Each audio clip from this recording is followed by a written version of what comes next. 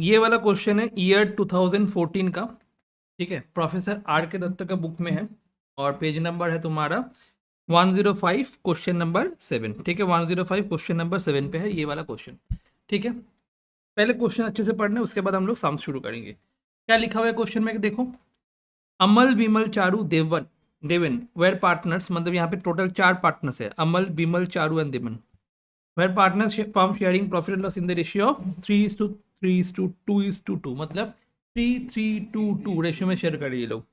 The following balance sheet बोला है क्या, 31 दिसंबर 2013 में कैपिटल दिया हुआ है, अमल का लोन दिया हुआ है, अमल का लोन मतलब है पार्टनर्स लोन, ठीक है, ये अमल पार्टनर भी है और पार्टनर क्या किया, फर्म को लोन दिया, तो ये पार्टनर्स लोन है।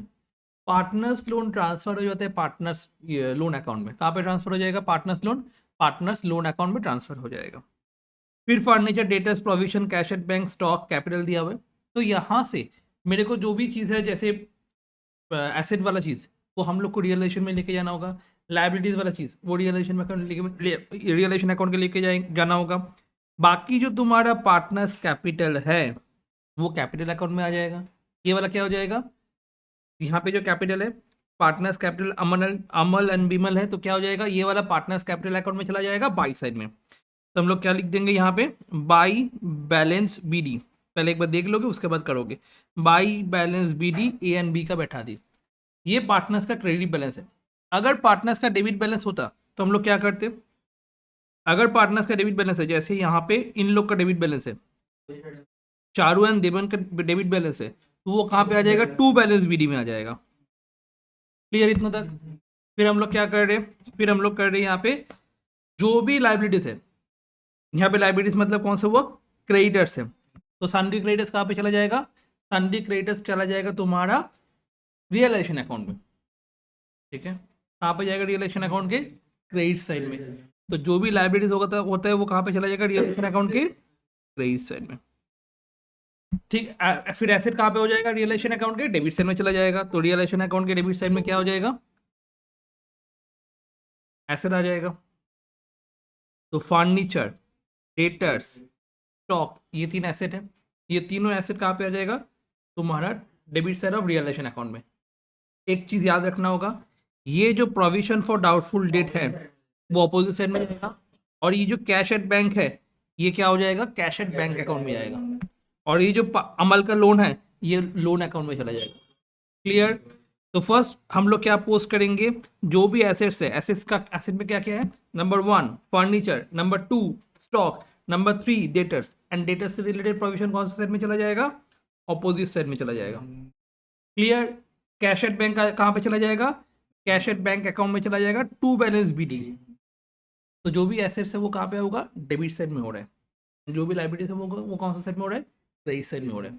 तो जो लोन होगा बिमल्स लोन अकाउंट वो भी क्या हो जाएगा, अमल्स लोन अकाउंट, तो बाई बैलेंस बीडी हो गया 12,500, अमल्स लोन अकाउंट में ट्रांसफर कर दी। इतना क्लियर है। ये सारा पोस्टिंग करने के बाद हम लोग क्या करेंगे, नेक्स्ट पेज में आ जाएंगे। यहाँ पे क्या बोल रहे, द फर्म वॉज डिजॉल्व, ठीक है, द फर्म वॉज डिजॉल्व, क्या हो रहा है, डिजॉल्व हो गया, the firm was dissolve 31/12/2013, Bimal was appointed to realize the assets and pay off the liabilities. Bimal क्या हुआ, ओके, बिमल क्या हुआ, अपॉइंटेड हुआ एज अ जो भी रियलाइज करने वाले उस चीज के लिए, asset and to pay off the liabilities, and was entitled 5% of the amount realise from the assets, ठीक है, 5% एसेट के जो ऊपर जो रियलाइज होने वाले उसके ऊपर उसको कमीशन देना होगा। एसेट्स रियलाइज कितना हुआ, एज फॉलोज, क्या क्या रियलाइज हुआ, फर्नीचर रियलाइज हुआ 11,000, डिबेंचर्स रियलाइज हुआ तुम्हारा 16,500, स्टॉक रियलाइज हुआ 10,500, ठीक है, ये सारा चीज रियलाइज हुआ। तो जब हम लोग डेबिट साइड में सारा चीज लिखे थे, जब रियलाइज होगा कौन सा साइड में चला जाएगा, वो ऑपोजिट साइड में चला जाएगा। तो हम लोग क्या करेंगे, बाई बैंक फर्नीचर रियलाइज हुआ 11,000 में, फिर स्टॉक रियलाइज हुआ तुम्हारा 10,500 में, एंड डेटर्स रियलाइज हुआ 16,500 में। तो टोटल रियलाइजेशन कितना हुआ, 38,000 हो गया। क्लियर। और यहाँ पे क्या बोल रहे हैं, और यहाँ पे बोल रहे हैं तुम्हारा जो भी लाइबिलिटीज है जैसे creditors paid full including contingent liabilities 3500, creditors कितना है 25,000 है, उसके साथ साथ 3,500 कंटीजेंट लाइबिलिटी हुआ, वो प्लस करके मैं क्या पे कर दूंगा, यहाँ पे कर दूंगा। डन, समझ में आया कि नहीं आया, क्लियर हो गया ये चीज़, बताओ जल्दी से यस और नो। फिर क्या बोल रहे हैं, फिर क्या बोल रहे, रियलाइजेशन एक्सपेंसेस हुआ कितना 1,500 paid by the firm. Realisation expense कौन पेमेंट किया, जल्दी से बताओ, फर्म पेमेंट कर रहा है। रियलाइजेशन एक्सपेंस कौन पेमेंट कर रहा है, फर्म पेमेंट कर रहा है। तो रियलाइजेशन एक्सपेंस अगर फर्म पेमेंट करेगा तो रियलाइजेशन अकाउंट का कहाँ पे हो जाएगा, टू बैंक अकाउंट हो जाएगा, ठीक है। रियलाइजेशन अकाउंट, रियलाइजेशन एक्सपेंस अगर फर्म पेमेंट कर रहा है तो हो जाता है journal realisation account debit to bank, तो इसीलिए रियलाइजेशन अकाउंट का कहाँ पे हुआ, टू साइड में हुआ, टू पार्टनर्स हो जाता। तो realisation account debit to partners capital, मतलब realisation bond by firm paid by partner होता तो हम लोग क्या कर देते, टू बैंक की जगह टू पार्टनर्स कैपिटल कर देते, क्लियर। तो रियलाइजेशन में क्या हो जाता है, टू पार्टनर्स कैपिटल हो जाता है, और पार्टनर्स कैपिटल में क्या हो जाता है, बाय रियलाइजेशन। ठीक वैसे यहाँ पे क्या किए, रियलाइजेशन टू बैंक किए, because realisation expense paid by the firm है, और ये बैंक अकाउंट से क्या हो जाएगा, डिडक्ट हो जाएगा। तो हम लोग क्या कहाँ पे रख देंगे, बाय रियलाइजेशन अकाउंट 28,500। मेरे को बताओ समझ में आया कि नहीं इतना तक। उसके बाद क्या बोल रहे हैं,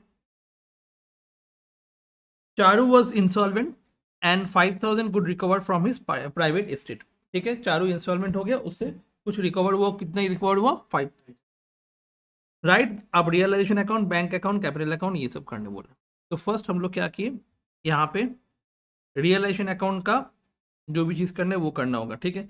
अच्छा, उसको तो कुछ देना था, कितना परसेंट कमीशन देना था बताओ, 5% कमीशन देना था, जो रियलाइज हुआ फ्रॉम एसेट से, ये सर नो। तो एसेट से कितना रियलाइज हुआ, 38,000।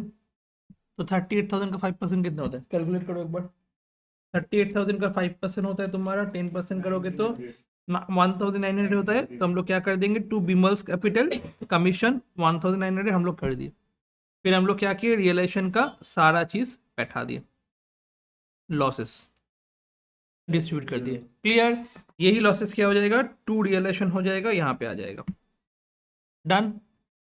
अब रियलाइजेशन का जो लॉस हुआ वो कौन बियर करने वाले हैं, बिकॉज यहाँ पे बोला है कौन सा रूल फॉलो करने के लिए, मतलब क्या हो जाएगा, रियलाइजेशन एक्सपेंस, रियलाइजेशन जो लॉस हुआ वो कौन देने वाला है, सॉल्वेंट पार्टनर देने वाले हैं, ठीक है। सॉल्वेंट पार्टनर कौन कौन है यहाँ पे, चारू को छोड़ के बाकी सॉल्वेंट पार्टनर है।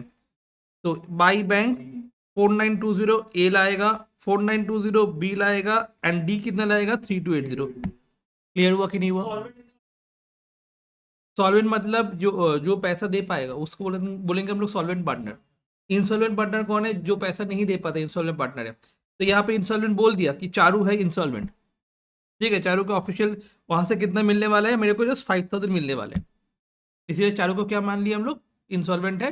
तो मान लीजिए यहाँ पे लिखा हुआ है चारू इंसॉल्वेंट है, ठीक है, ये हो गया। तो हम लोग क्या किए, रियलाइजेशन का जो लॉसेस है वो लॉसेस कौन बियर किया, जो सॉल्वेंट पार्टनर है वो बियर कर लिया। और यहाँ पे 1,900 उसको कमीशन मिल रहा है, तो वहाँ पे कमीशन क्या हो जाएगा, बाई रियलाइजेशन 1,900 कमीशन हो जाएगा। और चारू कितना लाया from his estate, 5,000 Charu estate पे लाया, तो हम लोग बाई बैंक कितना कर दिए, 5,000 कर दिए, ठीक है। इतना तक बताओ समझ में आया कि नहीं आया। तो पहले इतना तक फटाफट कर लो, उसके बाद मैं नेक्स्ट वाला पार्ट में करवाता हूँ। फटाफट ये वाला पार्ट कर लो एक बार, सुन लो अभी।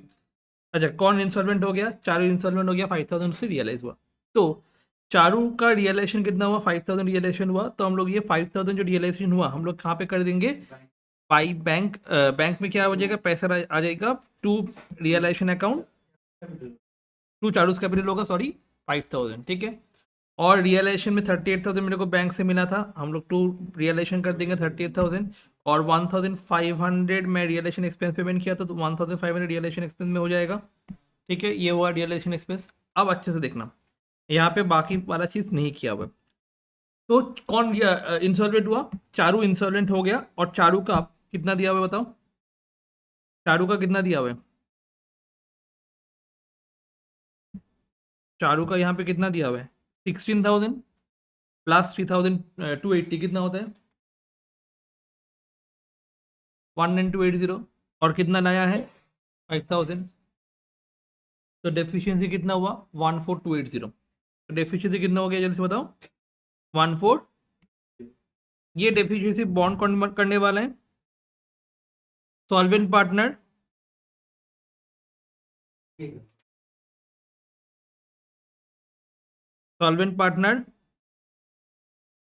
Having credit balance. ठीक है, क्या है हैविंग क्रेडिट बैलेंस। ठीक है, तो क्रेडिट बैलेंस किन लोग का है, क्रेडिट बैलेंस है ए और बी का। तो सॉल्वेंट पार्टनर का रेशियो क्या हो गया 20,000 एंड 15,000। दैट मीन्स 20,000 एंड 15,000 का मतलब क्या हो जाएगा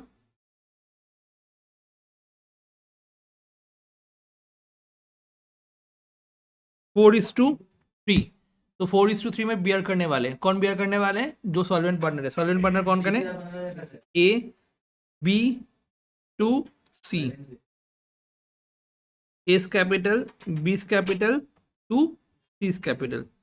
तो 14,280 करने वाला शेयर, तो 14,280 डिवाइड बाई 7 इंटू 4 हो जाएगा 8160। और दूसरा वाला क्या हो जाएगा 6120। तो ये कौन ये किया बॉन्ड किया ए एंड बी बॉन्ड किया, एंड किसके लिए बॉन्ड किया सी के लिए।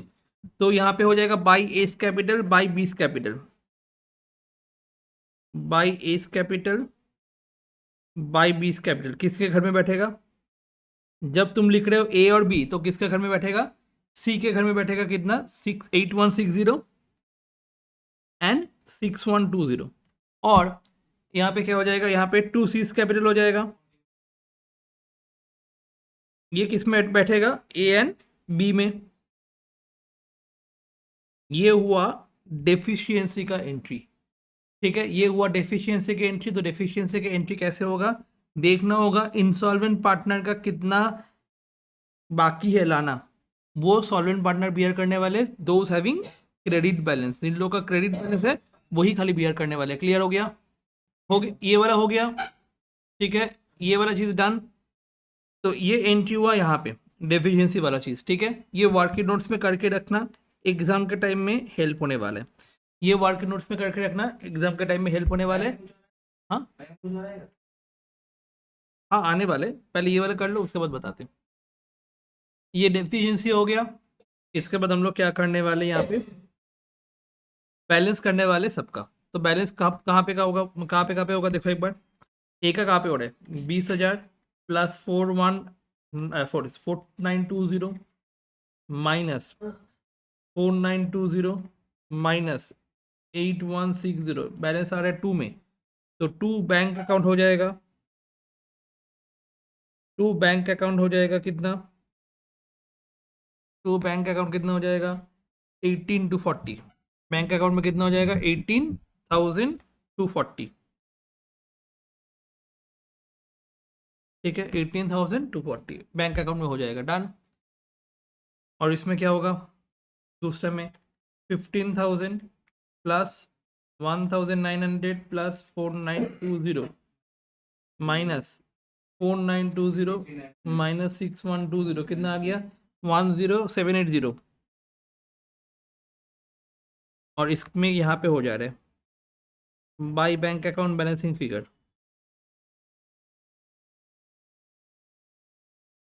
ठीक है 6,000 प्लस 3,280 माइनस 3,280, दैट मीन 6,000 यहाँ पे हो जाएगा। ठीक है, तो हो गया बैंक अकाउंट में।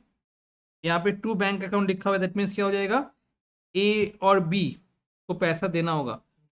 ठीक है, और सी और डी पैसा ला रहे हैं 6,000। तो ये वाला चीज हो जाएगा 18,240 एंड 10,780 कहाँ पे हो जाएगा बाई साइड में। एंड ये वाला चीज क्या हो जाएगा 2 साइड में हो जाएगा। तो 2D हो जाएगा, 2D कैपिटल हो जाएगा। और इस साइड में हो जाएगा by S capital and by बीस कैपिटल। एस कैपिटल कितना हो गया 11,840। ये हो गया तुम्हारा 10,780। यहाँ पे हो गया तुम्हारा 6000। अब टोटल कर दो। ओके, ये वाला चीज़ भी पेमेंट हो जाएगा। तो to bank account, balancing figure, Amal's loan, जो वो लोन का है ना, वो पेमेंट हो जाएगा पार्टनर को। तो बाई एज लोन अकाउंट, अच्छा एग्जाम में पूरा नाम लिख के आना होगा, ठीक है। एज लोन अकाउंट 12,500, ठीक है। अब बैलेंस कर दो, अब दोनों साइड का ऐड कर दो, देखो आ रहा है कि नहीं। 38,000 प्लस 5,000 प्लस 6,000, 52,000,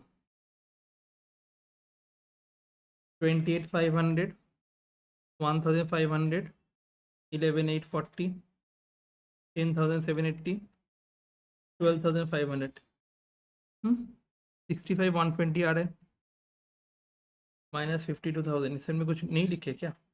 31।